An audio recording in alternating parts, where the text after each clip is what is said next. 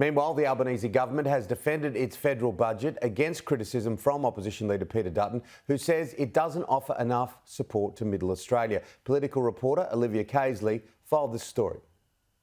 Fresh from his budget reply speech, Peter Dutton out in the suburbs of Canberra, pitching to Middle Australia, who are counting the cost of rising inflation, meeting those he says missed out in the federal budget. The opposition leader is tight-lipped about whether the coalition will support the government's proposed $40 a fortnight increase to JobSeeker. Mr Dutton says an alternative could be lifting the cap on how many hours JobSeeker recipients can work before it affects their payments. We want to get them off welfare and into work, and we want to have that conversation with the government.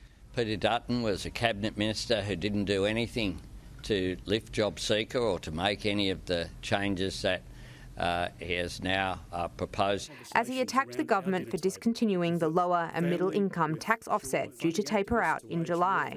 It's been in place for a couple of years and saw around 10 million Australians receive an additional $1,500 in their tax returns. But Mr Dutton's political attack was blunted by his own finance spokesperson, Jane Hume, who conceded the measure would never have been revived. I don't think 10 million Australians realised that they are going to get a tax hike under this government on the 1st of July. Well, there wasn't an announcement last night to keep the Limito, I can assure you of that. It was always supposed to be a temporary and targeted measure for COVID. The Treasurer digging in defence of his budget. This is complete and utter rubbish from the opposition. This is a lie from beginning to end.